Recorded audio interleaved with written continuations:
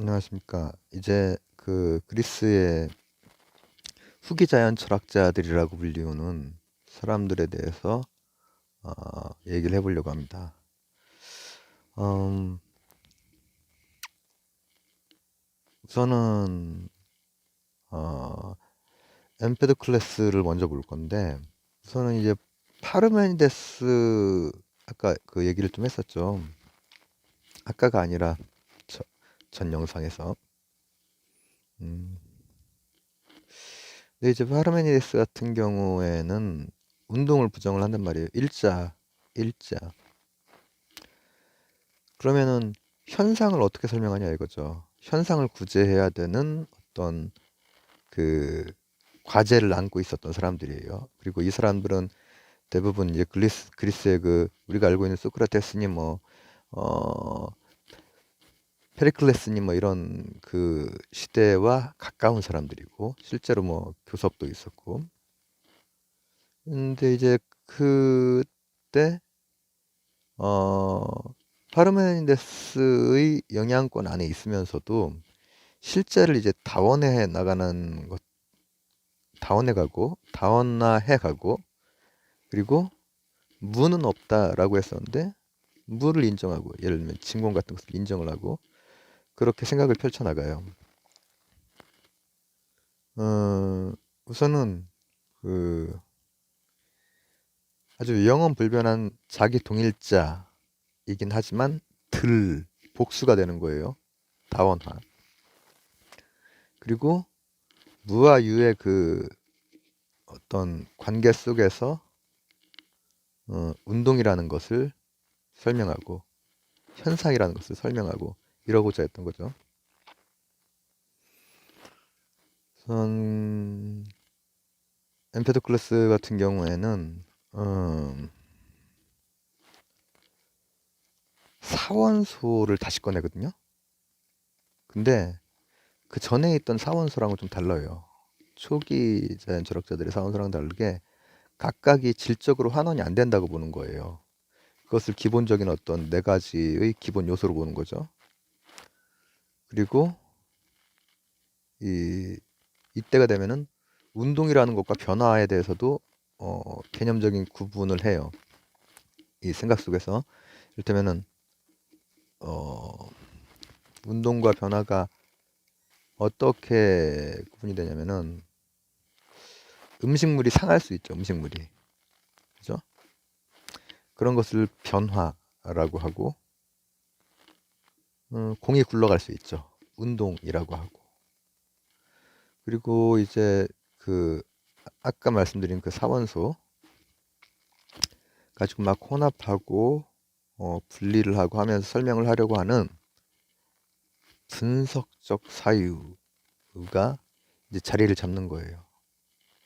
이 분석적 사유라고 하는 것은 어, 현대 그 과학이라든지 사상에 많이 영향을 미치죠. 무슨 자, 무슨 소, 무슨 포 이렇게 간단 그러니까 소립자 그리고 세포 이렇게 가는 분석적 사유를 말하는 거예요. 그리고 이제 다른 영역으로 뭐 인문 사회 쪽으로 가면은 언어도 분석을 하고 사회 현상도 분석을 하고 경제 현상도 분석을 하고 분석적 사유. 그리고 아까 그 사원소 각각은 동일성을 유지한다라는 것은 뭐냐면은 H2가 물이죠. 근데 H하고 O는 각각은 자기 보존성, 자기 동일성을 보존하거든요. 근데 이제 그걸 합하면 물이 되죠. 이렇게 혼합 분리되는 것으로 이제 설명을 하려고 하는 거예요. 음, 그래서 미시적인 것, 마이크로적인 것으로 거시적인 것, 매크로한 것까지를 설명을 하려고 하는 그런 생각을 가지고 있었고, 그리고 또 뭐에 대해서도 관심이 있었냐면 동인, 움직임의 그 원인이 되는 것을 찾으려고 해요. 근데 이것을 미움과 사랑 이런 걸로 그 동인을 찾습니다. 근데 이제 이것이 그때 당시의 그 생각이라든지 표현이라든지 이런 것들에 어떤 한계들이 있었을 거예요. 지금으로 치면은 당기는 힘, 미는 힘, 인력, 철력 비슷한, 성력 비슷한 그런 의미로 좀 사용을 하죠.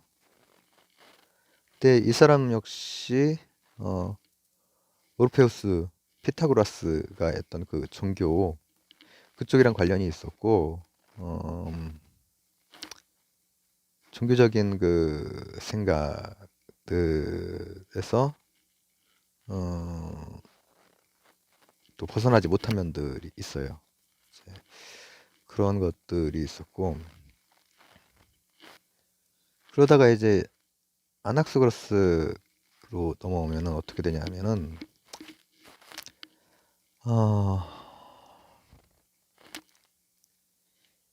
이 사람은 이오니아 사람인데 아테네에서 활동하고 페리클레스하고도 인연을 맺고 뭐 이러거든요. 그러니까 우리가 알고 있는 소크라테스, 플라톤, 아리스토텔레스 요 시기랑 완전 가까워진 사람이죠. 근데 이때 이제 그 그리스 바깥쪽에 있었던 데에서 많이 그쪽으로 들어갔거든요. 이게 뭐랑 비슷하냐면은 유럽에 있던 그 학자들이 미국으로 많이 들어가서 미국의 학문이 확 발달을 했었단 말이죠. 그런 거 비슷하게. 근데 이제 아낙스고로스 같은 경우에는 방금 말한 어, 엠페토크레스하고는 좀 달리 밀레투스 학파의 합리론의 영향을 많이 받았고 페리클레스하고 친하기도 했는데 또 불경죄로 이렇게 어디로 피신도 하고 그래요. 페리클레스가 이렇게 도와줘가지고 왜 태양이라고 하는 것이 뜨거운 돌이다 이거야. 그때 당시 그렇게 생각을 했던 거예요. 그런 이제 불경죄로 이제 막 쫓기고 그랬다고 해요. 그리고 이 사람 유언으로 아이들 공부하느라 저렇게 힘든데 한 달 내가 죽은 그 달에 한 달 쉬게 해줘라.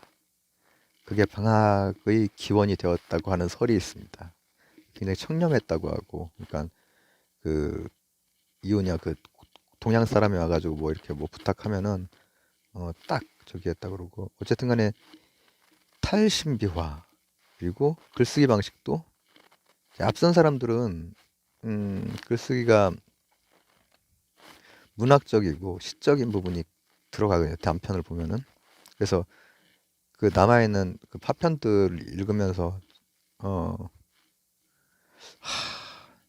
이거 읽어야 되나 싶을 때가 많이 있는데 이 사람은 이제 논문 형식으로 이제 많이 뭐 남아있진 않지만은 그렇게 거의 논문의 형식으로 아주 깔끔한 글쓰기를 했죠. 그리고 근데 이 사람도 이제 생성이나 소멸은 인정하지 않아요.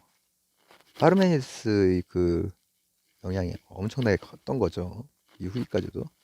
하지만 다자의 운동은 인정을 하고 그리고 만물에 종자가 있다. 종자. 그리고 이 만물의 그 종자라고 하는 것은 환원주의가 가지고 있는 빈약함과는 이제 반대가 되는 거죠. 예를 들면은 만물 이제 좀 이따가 데모크리투스를 볼 건데 쪼개서 환원시켰을 때 그게 별거 아닌 거, 그게 결합했을 때 별것이 되는 것. 이런 기계론적인 환원주의는 이제 쪼갤수록 빈약해지거든요. 근데 만물의 존재가 있다는 것은 그 안에 이미 다 들어가 있는 거야. 그러니까는 발상적으로 역발상이죠. 그리고 모나드. 모나드 하면 또 떠오르는 게 라이프니츠가 영향을 받은 거죠. 그리고 생물학적인 생각이죠 또. 그죠? 생물학적인 생각. 훗날에 뭐 둘레즈나 가타리에게도 영향을 주고 그러한 종자론을 펴신 사람이에요. 근데 그러면서 이제 누스라고 하는 이성 이성이라고 하는 것을 중시했는데, 이게 이성이라고 하는 게 성리학에서 나온, 성리학 그 번역을 할 때 제가 말씀을 몇 번 들은 적이 있죠. 중국의 개념을 가지고 일본에서 이제 번역을 많이 한단 말이죠. 근데 이성이라고 하는 게 이제 성리학적인 개념이죠, 사실. 근데 이게 이 사람이 말했던 누스라고 하는 것은 헤겔, 이 정신, 이성이라고 하는 것은 헤겔이 말했던 그 정신하고 통하는 데가 있어요. 그리고 음, 또 그러니까 정신적인 원리에 대해서 이제 얘기를 한 것이고, 이것이 소크라테스나 플라톤이나 아리스토텔레스에게도 영향을 많이 또 끼쳤다고 합니다. 근데 이 이성이라고 하는 것은 갈래가 두 갈래로 가기가 이제 쉽거든요. 하나는 신으로 가고, 하나는 우주적인 법칙으로 가는 거예요.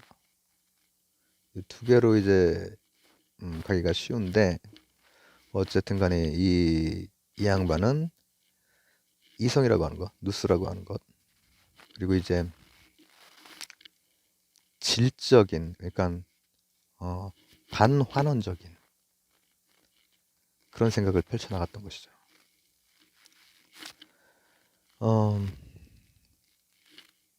그리고 이제 데모크리토스와는 달리 그 질적인 잠재성에 대해서 이렇게 얘기를 했고,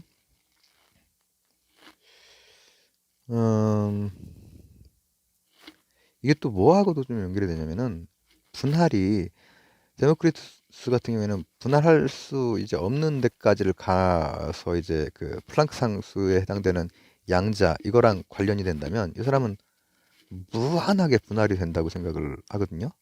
마치 화엄 사상에서처럼 무한하게 분할되는 그 안에 종자가 다 있는 거예요. 모든 것이 다 담겨 있는 거예요. 그렇습니다. 그리고 이제 데모크리투스로 가면은 이 사람은 이제 또 이 사람도 이제 단편들이 이제 많이 있는데 다양한 성격들을 가지고 있어요. 우선은 원인을 찾고자 원인을 자기는 페르시아 제국을 자기한테 준다고 해도 그거 필요 없고 원인을 설명하고 싶다. 원인을. 그리고 키케로가 아주 극찬을 했던 이게 키케로가 이제 요 데모크리토스가 에피크루스하고 이제 연결이 되거든요. 몇 가지 점에서. 우선은 이 사람이 이제 가장 많이 했던 것은 이제 원자라고 하는 것이죠. 근데 아주 그 일자적이긴 한데, 파르메니데스 일자적이긴 한데, 감각과 원래 그 파르메니데스의 그 일자적인 것은 감각으로 이제 안 되는 거죠. 어떻게 보면 논리적인 거고 형이상학적인 거죠. 근데 이 사람은 그게 아니에요. 감각으로 하려면 할 수 있는데 기술적으로 한계가 있어가지고 감각으로 지금 못하고 있다는 거예요. 이 원자라고 하는 것을. 그리고 당연히 진공을 받아들였고, 이 전에 갈레노스 얘기를 좀 한 적이 있는데, 어, 이 성질은 가지고 있지 않다. 그 원자가. 데모크리토스의 원자라고 하는 것은 성질은 가지고 있지 않다. 또 아리스토텔레스 같은 경우에는 이 원자라고 하는 것은 형태나 배열이나 위치만을 가지고 있다. 이렇게 얘기를 해요. 그리고 이제 한 가지 중요한 개념이 하나 나오는데, 그러니까 이게 어떻게 움직이느냐 이거예요. 이게 아난케라고 하는 표현이 있는데, 이게 뭐냐면은 어찌할 수 없이라는 뭐 이런 뜻이에요. 아난케 속의 로고스를 발견해. 그러니까 뭐냐 하면은 화학이나 물리적인 그 돌아가는 어, 그 원인, 이것은 다른 어떤 정신적인 거라든지 다른 것들이 개입하지 않고 그냥 어떤 면에서는 우발적인데 그 안에 로고스가 있는 거죠. 질서가 있는 거죠. 물리학적 질서, 화학적 질서 이런 것들이 있는 거죠. 그렇게 설명을 해요. 근데 이제 이렇게 되는 경우 아까 종자로 설명하는 것과 원자로 설명하는 것 차이가 뭔 것 같아요. 종자로 설명할 땐 질적으로 풍성한데 원자로 설명할 땐 질적으로 빈약한 거에서 풍부한 게 나와야 되거든요. 이게 영향을 받은 데카르트 같은 경우에도 기계론을 펼쳤는데 이게 어느 순간에 어떻게 빈약한 걸로부터 풍부한 게 나오느냐, 이 비약이 한번 있어야 되는데 이게 어려운 거예요, 이게들. 그래서 이제 그거랑 대립되는 생각들과 늘 이제 같이 이렇게 엎치락뒤치락 했는데, 이를테면은 에네르기니 뭐 열이니 파동이니 이런 것들이 다 그런 거에 대한 대응으로 나온 측면이 있거든요. 어, 어쨌든 간에 이제 데모크리투스는 목적론적인 것을 이제 벗어나서 아난케라고 하는 것으로 좀 설명을 했고, 이거 좀 밑으로 내리고 하겠습니다. 대구. 형이 상학적인 것을 좀 벗어났죠. 이 각도가 되게 잘 안 나오네. 근데 이제 이 사람들이 이제 후기에 이제 그 자연 철학을 했던 사람들인데, 아까 제가 그거 말했었죠. 뭐 말했었지? 에피쿠로스하고의 관계. 윤리적으로도 좀 영향을 줘요. 이 사람은 정념, 여러 가지 다 막 파편들이 많이 있거든요. 여러 분야에 대해서. 근데 정념이라고 하는 것을 다스려야 한다라고 하는 뭐 이런 윤리학을 펴기도 했고, 또 교육을 굉장히 중시하기도 했고 뭐 했거든요. 그래서 에피큐리안들이 이걸 많이 받아들였죠. 이 사람의 자연 철학적인 생각서부터 윤리학적인 생각까지. 근데 이게 지금 이제 말씀드린 후기 자연 철학자들 같은 경우에는 여러 대립되는 그 요소들 사이에서 사유가 얽히고 또 반대되는 생각들을 하고, 그러면서 이 발전해간 측면이 있거든요. 이를테면은 현상, 감각으로 볼 수 있는 현상과 실제, 감각 너머의 실제, 그리고 양, 그리고 질, 아까 말했던 종자와 원자의 차이 정도 되겠네요. 그죠? 그리고 시간과 공간에 대한 것도 뭐 진공이 있느냐 없느냐, 그리고 파르메니데스 제논의 역설에서 봤던 그 시간의 공간화 이런 것들, 그리고 우연과 필연, 그러니까 이성, 로고스, 그리고 아난케, 이런 여러 어, 대립되는 것들이 이제 있고, 그리고 이제 각각이 이제 화학에, 또 생물에, 또 물리에 어떤 기본적인 사유의 원형이 되는 그런 생각들을 펼쳤죠. 근데 이제 이 원형이 되는 것이 아프리오리라고 하는 표현이 있거든요. 이건 뭐냐면은 경험하지 않아도 인간이라면 각인되어 있는 어떠한 생각할 수 있는 틀 같은 거예요. 각인되어 있는. 그러니까 왜냐면 이것들이 계속 반복되거든요. 아마 우리가 이제 어떤 단편으로 남아있는 이런 생각들 이전에도 이런 생각들이 있었을 것이고, 또 다른 지역에서도 이런 생각들의 흔적들이 비슷한 것들이 좀 보이는 경우도 있고, 이를테면은 파르메니데스의 그 일자, 그리고 운동이나 변화 없다, 이것은 무슨 보존의 법칙하고 연결이 되고, 또 뭐 이제 종자, 원자 이런 문제들은 진화의 문제, 목적론적인 진화이냐, 다윈적인 진화이냐, 이런 것들. 그리고 또 형이상학과 현상학, 이런 것들의 문제. 이런 것들이 이때 이미 하늘 아래 새로운 것은 없다고, 이때 이미 다 그 원형에 해당되는 것들이 아프리오리하게 있었던 거죠. 그래서 후반부에 뭐 요약 비슷하게 어떻게 얘기가 됐네요. 그래서 요 세 사람을 각각 살펴봤고, 각각 화학, 생물, 물리의 원형을 이루는 어떤 생각들뿐 아니라